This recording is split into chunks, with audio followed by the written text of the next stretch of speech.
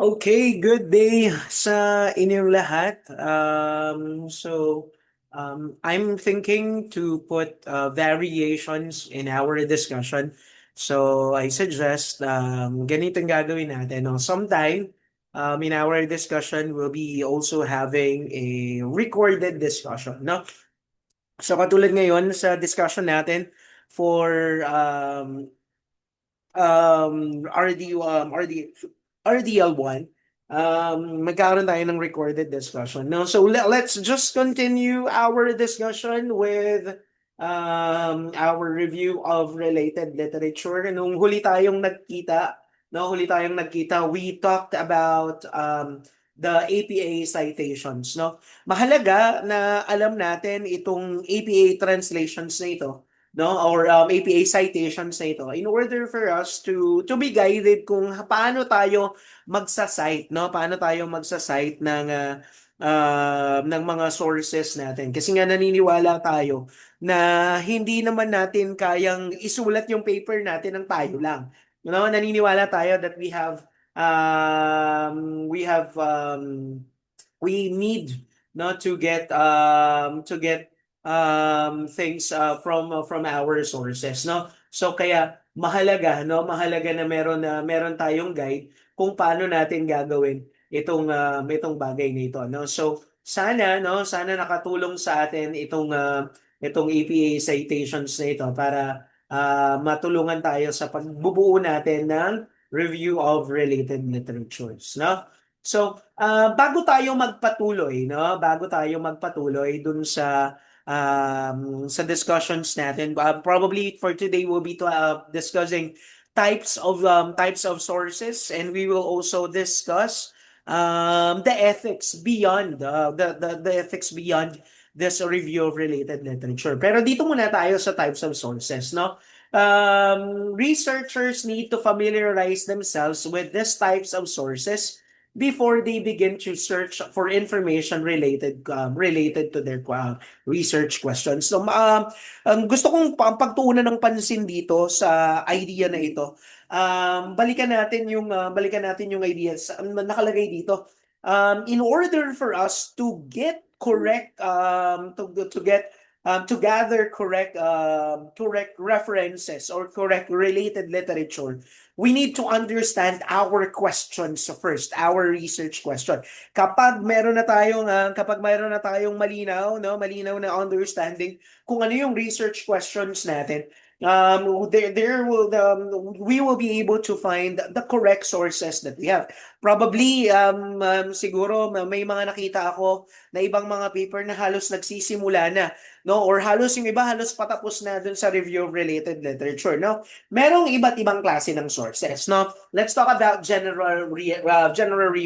reference, no. General reference are sources that are first accessed by researcher to give them information about other source, such as research article, professional journals, books, monograph, conference proceeding, and similar document. The current index of journals in education is an example of these sources. So probably pag sinabi nating general sources, ito yung sources na kumbaga this will lead you, no? This will lead you to your primary and your secondary sources. So probably ano to mga list, no? Mga list na, for example, magta-type ka in Google, you will be looking for general references. So ipapakita nito sa iyo, no? Yung ipapakita sa iyo nito, bibigyan kanya ng mga ideas kung ano yung mga journals na maaring connected, no? Journals na maaring connected dun sa research na ginagawa mo. For example, if we're doing research about brain rot, probably it will list down everything, no, every journal, every books or monograph, no, na available para dun sa resources mo, no. So yun yung pinakang ano ng general reference. Probably pag general references, hindi siya halos wala kang makitang ideas or concepts. Hindi siya mismong libro, eh. It's a source or it's an index that leads you towards a book or towards a journal, no? So para siyang isang malaking Google search, no? Isang malaking Google search or isang malaking mga listahan ng mga journals and articles na maaaring connected, no? So journals and current index of journals in education, you can try to search that, no? Probably you will be able to see some, no? Pero ang pinakang pag-iingatan lang natin kapag tumitingin tayo sa general references na to. Kasi nga, since we are doing our research, we wanted our research to be contextual. We wanted our research to be specific on our context that we want, no? Hindi lahat ng mahahanap mo dun sa general reference ay magiging ang tawag dito, um, hindi magiging beneficial kasi probably marami dito sa mga researches na to ay written in accordance with the context of the Americans or the Western people, no? For example, dun sa motivation, academic motivation, iba probably yung academic motivation because of culture ng mga Western people kumpara sa ating mga nasa East or sa ating mga Asian, no? So maaring magkaiba yon. Maaring magkaiba yung diet culture sa mga diet culture pagdating sa ibang lugar sa Asia kumpara sa meron sa Pilipinas, no? Kaya nga pansin natin, 'di ba, sa China medyo hindi mo onti lang yung mga chubbing tao or medyo may built, no? Kasi nga iba yung pagtingin nila sa pagkain. Iba yung dito sa Pilipinas, no? So, we need to take into consideration the context that we are looking as well. Pag pinag-usapan natin tong general reference, no? Pero katulad nga ng sinabi ko, general reference, we don't find any concepts or ideas there. Specifically, what we find there is the list of references, no? The list of references that we may be looking, no? That we may look at, no? As we try to find sources or journals that will help us in our research, no? Yun yung general reference, no? Next, punta tayo dun sa pangalawa, no? Yung pangalawa natin is the primary source, okay? The primary source. Pag sinabi natin primary source, are those that provide first-hand information about experts and other research publication, no? So probably ito yung first-hand information. Hindi siya ito yung mga reference na probably galing sa libro, no? Specifically galing sa libro, specifically from the one who is the proponent of the specific idea. Katulad, let me give you an example. For example, nung gumagawa tayo ng cultural critics sa philosophy, yung pinakang, for example, our philosopher is John Stuart Mill, no? Si John Stuart Mill, he wrote many books about utilitarianism, and since British siya, no, more or less marami dun sa libro niya British nakasulat, no? So probably yung ibang yung instant translation, yung translation or translated book ni John Stuart Mill on liberty, no? Probably that's a primary source kasi siya mismo ang sumulat noon, translated lang, no? Pero kapag nagbasa ka ng on liberty, tapos ang nakalagay doon sa on liberty explained, no? Probably that will become secondary sources already, no? Kasi hindi na siya from the author's perspective itself. No, it's explained. Yeah. I understand that it's explained by another author, but probably maaring may kaibahan pa rin sa perspective ng mismong author, no? So kaya nga sabi dito, it should provide first information or first-hand information about experts and other researches publication. Basta dapat yun yung pinaka primary, kaya nga siya primary sources, no? This publication contains the findings that are directly communicated to readers and interested parties. So direct communication siya. So more or less kapag may bagong discovery, 'di ba? Normally yung naka-discover, sumusulat siya ng libro or sumusulat siya ng article about that discovery, no? So ganun, that's a sample of primary source, no? Pero kapag ang ginawa natin ay kapag ang ginawa natin is merely, no? Kapag ang nakuha natin ay merely explanation of the concept, probably it falls into secondary sources, no? So, parang ganun yung idea. Now, author's information for future correspondence may also be found in this publication. Example of this kind includes academic research and journal published by universities and learned organizations. So probably, no? Probably, for example, no, makatapos tayo ng research na ito, ma-publish natin tong research na to, and pakiramdam natin, syempre, ang mangyayari, may mga recommendations tayo pagdating natin ng chapter 5, no? Sa conclusions natin, conclusions and recommendations. Pagdating natin doon, may mga yung susunod na mga magre-research, makikita nila na ay ang ganda pala nung pinag-usapan, ang ganda nung pinag-aralan. So, pwede kong gamitin itong sa susunod naming research. So, in that sense, our thesis that we are doing today, our research that we are doing today, will become the primary source. Okay, the primary source of that specific research. No, ganun yung idea. No, so secondary, that's primary source. No, so we are now clear in general reference. We have primary resource. Now we have secondary resource.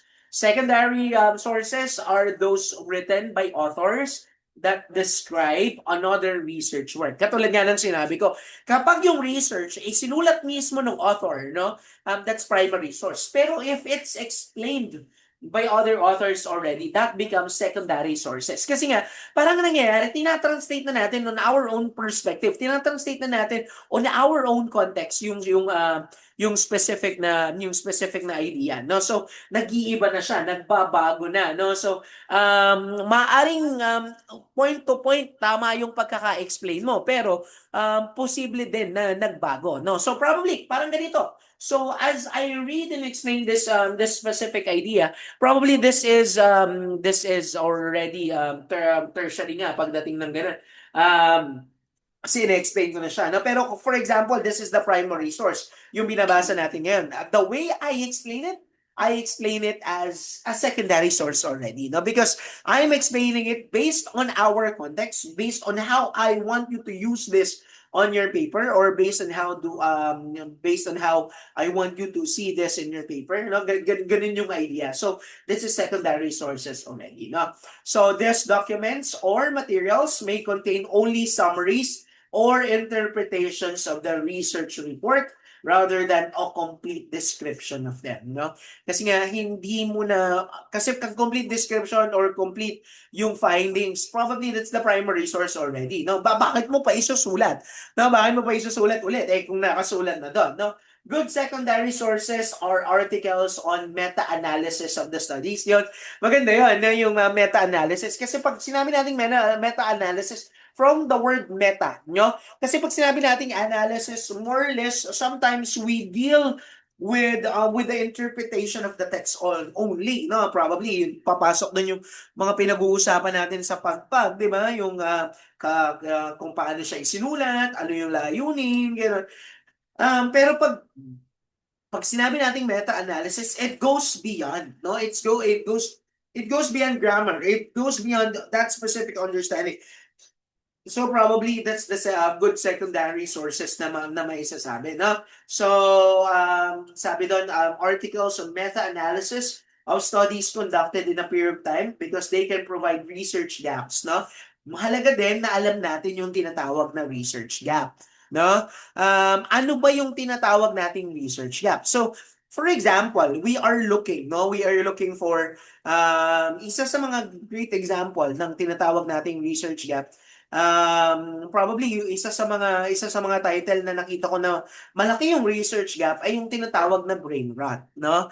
Yung sa grupo nila Sarah, no? Kasi katulad ng sinasabi ko nung una kong ina-approve itong title na to, bakit Oo nga no, during that time no, kahit nung panahon namin, meron ding mga salita na kabataan lang ang may alam, no?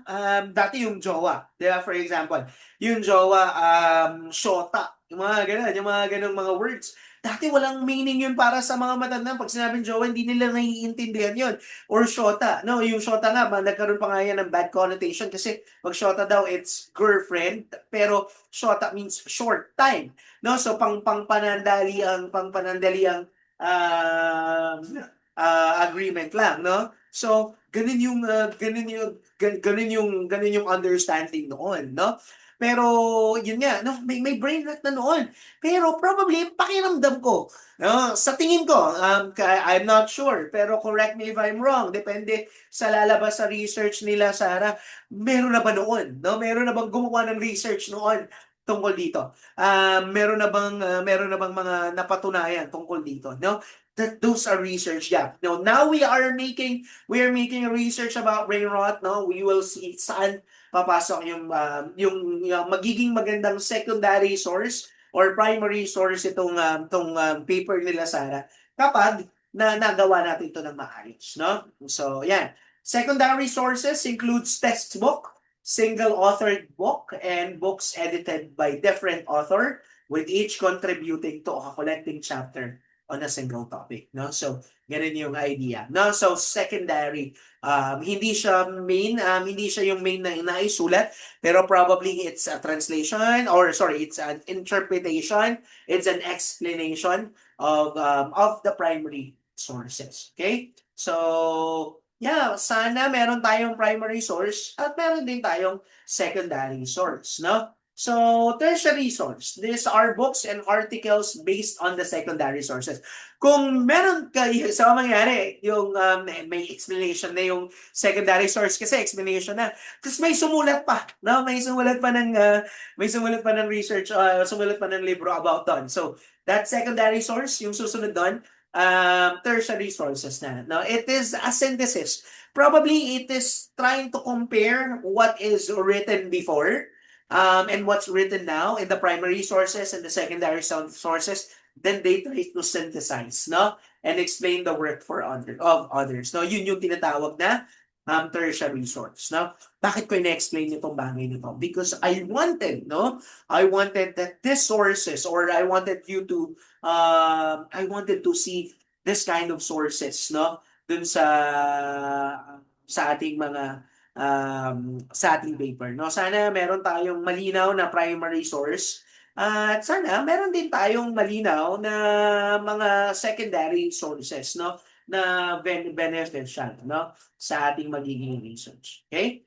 So, the last topic for today is the ethical standards in writing. Tatlo lang naman ito, no? Ethical standards in writing related literatures, no? We know na syempre it's a crime, no? It's a crime. I'm serious with this. It is a crime to have written a paper without recognizing the rightful owner of the thought, no? Hindi pwedeng ang tawag dito. So, in this one, no, hindi pwede na, ano, hindi pwedeng. So, first crime or first offense that we need to talk about is plagiarism. Plagiarism is an act of claiming another's work or copying a portion of someone else writing, no? So kapag nagsulat tayo ng paper tapos hindi natin na-recognize yung author, no? Hindi natin na-recognize, hindi tayo naglagay ng citation.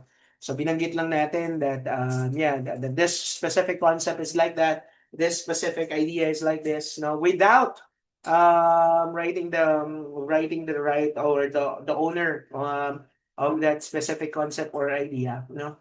We're copying their concepts, no? So that's already plagiarism, no?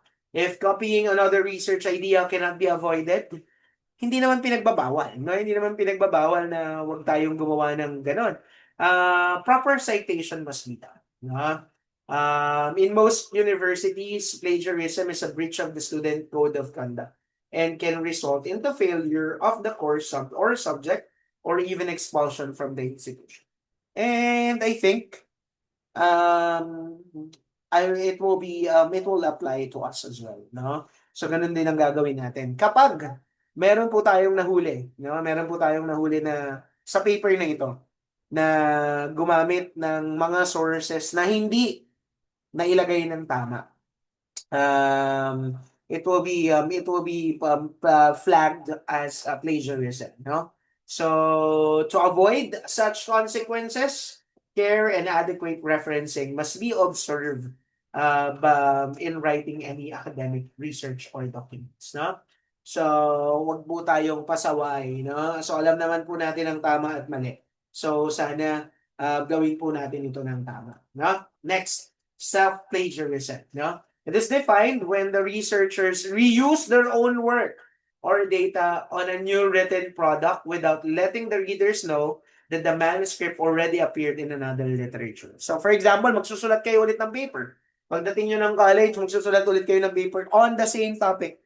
So, kailangan banggitin ninyo na nakagawa na kayo ng research dati. No, banggitin, i-cite ninyo. Kahit na kayo yung nagsulat, no? Kailangan malaman pa rin ng mga author no, you have written specific topic already, no? So, mahalaga rin yun. So, the available literature on self-plagiarism concerns with major problems such as publishing what is substantially the same paper in more than one research journal without any indication that it has been published already or dividing extensive study that should have been reported in a single paper into a smallish research. Na may mga research na tapos mo na siyang napag-aralan eh. May mga research, may findings ka na dati, no? Tapos uulitin mo lang siya sa panibagong paper. Self-plagiarism, no? So, again, it is, kahit na ikaw yung nagsulat, no? There's also a violation of that, no? Next, copyright. For the researchers who want their paper to be published in conventional journal, the usual agreement is for copyright of the research work to be transferred to the publisher of the journal, no? So, for example, katulad nung sinabi natin, no? Since this paper will be no since this paper will be published through Altouch International School, the rights for this paper will be, yeah, you are the author, but the copyright of this will come or will the holding ang may hawak ng copyright ay Altouch International School, no? So ilalagay natin na Altouch International School yung publisher. So kapag kukunin nyo, gagamitin nyo ulit yung paper na ito, ang tamang publisher ay ang Altouch International School. Tayo ang sumulat, pero since it is written under the supervision of the school, it is under the publication of Altouch International School. No? So, however, most journals nowadays maintain the researchers' ownership of their work, but both parties may agree on the journal's right to publish and reuse the manuscript. Ganun yung idea. So dapat pag-usapan ng publisher and author, no? So more or less that's it for today. So if you have any question, you just feel free to leave a message on my Facebook and I'll see you again next time. Goodbye, guys.